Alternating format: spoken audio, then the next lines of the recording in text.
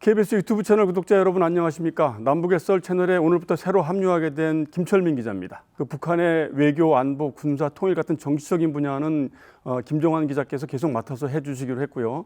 그다음에 북한의 사회라든지 일상적인 부분들은 제가 맡아서 진행을 하기로 했습니다. 5월은 계절의 여왕이라고도 하고 또 가정의 달이라고도 하죠. 그래서 이번 주는 북한의 연애와 결혼과 관련된 주제를 다뤄보기로 했습니다. 그래서 북한의 젊은이들은 어떤 방식으로 연애를 하고 또 어떻게 결혼을 하는지 오늘도 북한 사회 내부의 재미난 이야기들을 풀어주실 김주성 작가님 모시고 남북의 썰 시작하도록 하겠습니다. 김 작가님 안녕하십니까? 안녕하십니까? 예, 그럼 아무래도 꽃이 피고 그러면 젊은이들이 또 연애를 하고 싶고 데이트도 하고 싶고 이런데 네. 이런 게 좀 나만이 생각하는 것과 좀 다른 게 있을까요? 제가 총각 때하고 비교를 하면 그때는 뭐 자유로운 연애라는 게 없을 때잖아요. 근데 평양은 좀 틀려요.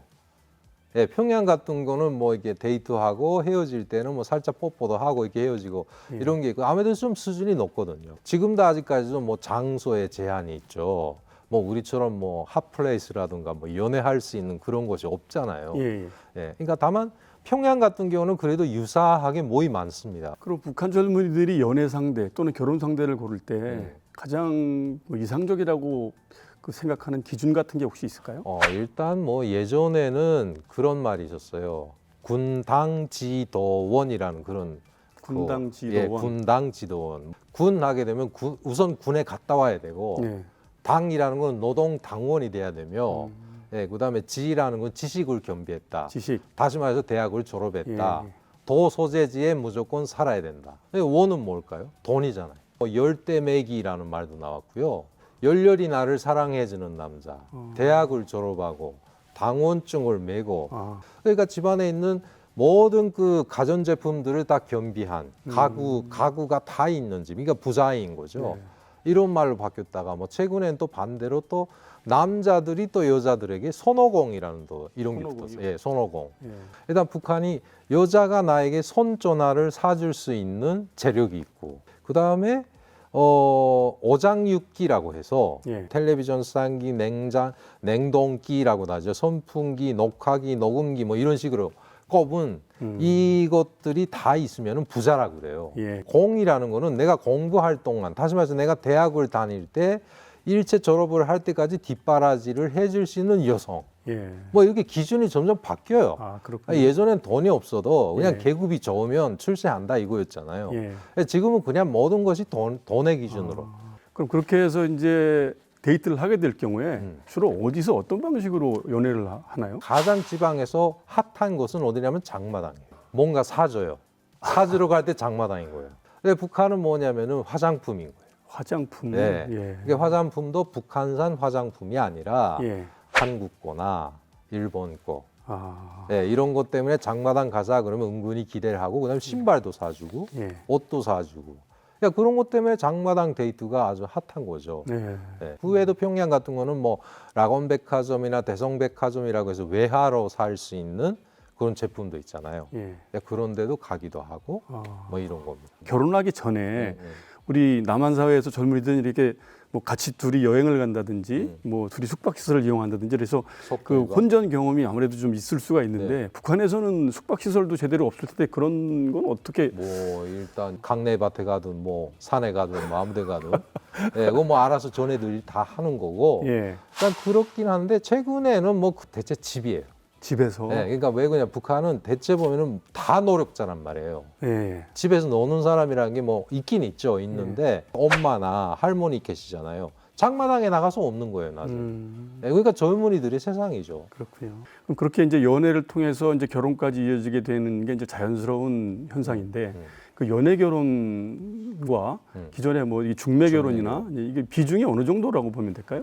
지금은 상대적으로 연애 결혼이 많죠. 서민들은 뭐 직장에서 동료끼리도 하고, 그다음에 대학 CC 커플이 많잖아요. 그렇군요. 대학 때 동창들이 졸업을 한 다음에 또는 뭐 학업생들하고 결혼을 하는 경우가 많거든요. 그러면 이제 결혼식을 올리게 되면 참 우리 이 남한 사회에서는 결혼식이 우리 집안의 행사고 굉장히 이제 성대하게 치러지는데 결혼식을 올리는 장소가 없습니까? 그러니까 집에서 하는 거예요. 결혼식을 집에서 합니까? 네네네. 그러니까 우리처럼 이렇게 예식장이 따로 없다는 거죠. 아, 뭐 어떤 사람들은 뭐 고려 호텔 같은데 예. 대체적으로 그런 호텔들은 그런 게 완비가 돼 있단 말이에요. 예. 연회장들이. 예. 그런 데서 하는 사람도 있어요.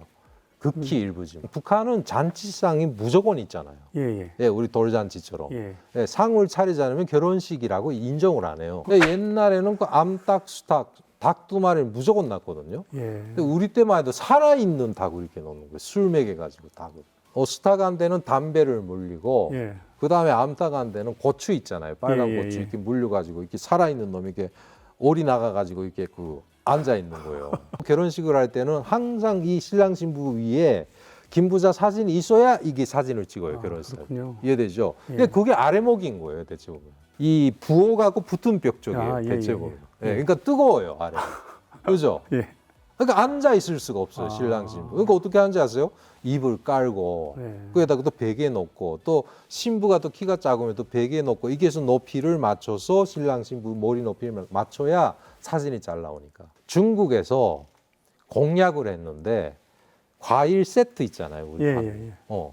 이게 북한에서는 결혼식용 과일 세트가 된 거예요. 바구니에 이렇게 네, 포장이 들어가 돼 있는 거. 예, 네. 예, 예. 그러니까 이거를 갖다가 돈 있는 집은 그거를 사요. 장마당에 가면 다 있거든요. 아, 그렇죠. 예, 크기가 대중소가 다 있는데 예, 예. 근데 이걸 안 돼 못 사는 집은 어떻게 하냐? 이걸 대여를 해요. 아, 그래요. 예, 거기에 보면 바나나도 있고 예. 귤도 있고 다 있잖아요. 예, 그러니까 못 사는 집은 그거를 사서 예. 상에 놓고 먹을 그 돈이 없는 거예요. 그러니까 장마당 장사꾼들이 그걸 빌려줘요. 빌려준다고. 예. 그럼 하객들이 와서 먹을 수가 없는 거 아닙니까? 아, 네, 왜냐면 결혼식상에 있는 음식은 예. 절대로 하객들이 못 먹어요. 바로 그날은 신랑 신부가 가장 기뻐해야 할 날인데 예. 죽음의 날이에요. 그날이. 일단 북한 집이 좁아요. 그 콩나물 시루처럼 또 이게 사람들이 또 하객들이 찾아와서 또 예. 상 펴놓고 거기에서 또 예. 축가연을 한단 말이죠. 예. 그다음에 하객들 다 받고 그다음 1차적으로 직장 동료들 갔다가 또 친구들 오고 뭐 이러거든요. 이것도 가관인 거 뭔지 아십니까? 자, 그러니까 결혼식 2번 하거든요. 신부집에서 하고 예. 예, 그다음에 신랑이 신부를 데리고 기본 시집에 오는 거예요. 아. 이렇게 해서 결혼식을 2번 해요. 집안 친척들이 많잖아요. 예. 예, 뭐 삼촌도 있고 뭐 큰 삼촌, 작은 삼촌. 자, 이 사람들이 신방에 들어갔는데 예. 다 술 취해가지고 거기서 다 뻗어서 자는 거예요. 그러니까 신랑 신부가 잘 자리가 없어요. 북한에서는 축의금 문화가 어떻게 되나요? 일단 예전에는요. 예. 일단 모든 그런 그 대사를 치를 때 주가 되는 거는 자기가 속해 있는 기관이나 직장인 거예요. 부조금을 월급에서 다 떼요. 아, 원천징수라는군요. 네, 원천 징수해가지고 그 다음에 네. 그걸 갖다 본인한테 주는데 예.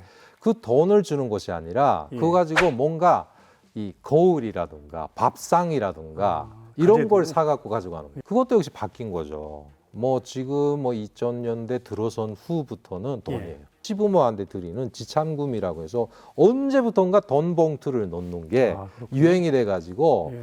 시어머니 시아버지 되시는 분이 우리 며느리 얼마 넣었다, 뭐 100달러 넣었다, 500달러 넣었다 이렇게 바뀐 거예요. 결혼을 하고 시집을 가서 고부간의 갈등 이런 거는 없습니까? 아, 있죠. 있는데 예. 대체 보면은 시집이 여기도 갔겠죠. 시집이 강해요. 며느리가 말을 못해도 못해서 예. 앞에서 말을 못하니까 뒤에서 그냥 뒷소리 하다가 또 귀에 들어가면 또 시엄마하고. 예, 그래서 대체 보면은 이 결혼을 해서 집이 없으니까 부모님들 모시고 사는 경우가 있잖아요. 예. 그러면 꼭 시어머니하고 며느리는 갈등이 생겨요. 똑같아요. 예. 예, 그래서 빨리 따로 나가자, 빨리 따로 나가자 이렇게 해서 예. 따로 나가는 것이 꿈인 거죠. 예. 며느리 입장에서. 결혼 전에 동거를 하는 문화가 생겼다는 얘기를 들었는데요. 그게 사실입니까? 사실이에요. 그 여러 가지 이해관계를 내세우다 보니까 예. 결혼을 하고도 만약에 또 이혼을 하는 경우를 타산해서 예. 한번 살아보자 아유. 이런 관점들이 많아졌고 예. 또 하나 또 중요한 문제가 있어요. 북한이 주택 문제예요. 어느 때부터인가 북한이 90년대 고난의 행군을 겪고 나서부터는 주택 매매가 가능해졌잖아요. 그다음에 일단 매매가 이루어진 다음에는 이렇게 하다 보니까 한 개 세대가 집을 2개, 3개 가지게 되는 경우가 많아요. 돈 있는 놈들. 예, 그러니까 딸이 살거나 아들이 살거나 예. 이렇게 해서 독립 생활을 그러니까 우리로 말하면 독신 생활을 하게 되는 거죠.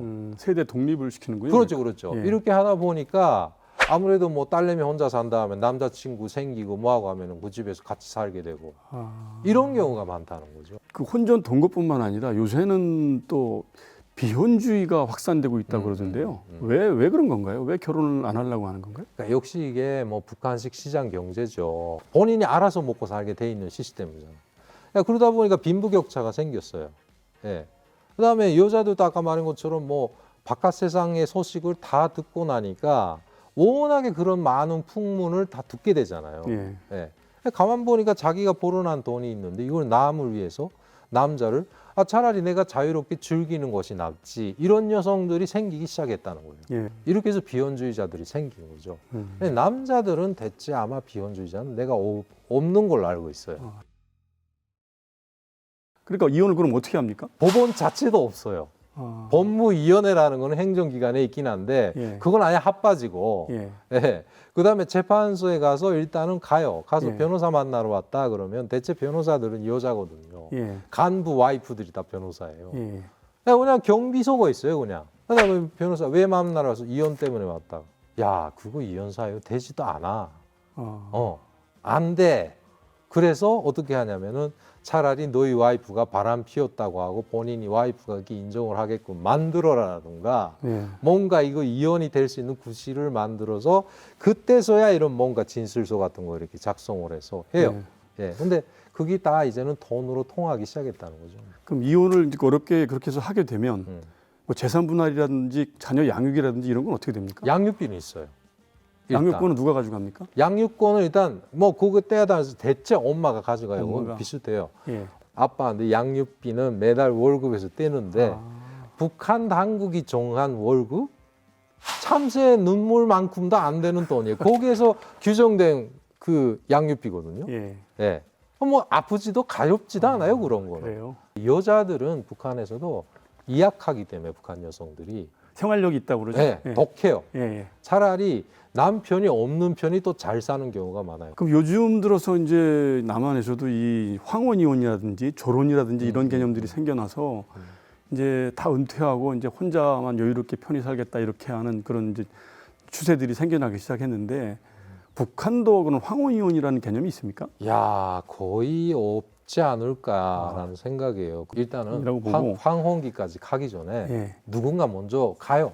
못 버텨요, 여기처럼. 그때쯤 보면 뭐 40 넘어가서 지병 때문에 사망률이 높아지기 시작하잖아요. 뭐 최근에 뭐 좀 많이 나아졌다고 해요. 좀 수명도 늘고. 그렇게 하는데 그러니까 황혼기까지 이혼하기 전에 누군가 먼저 가 있어요.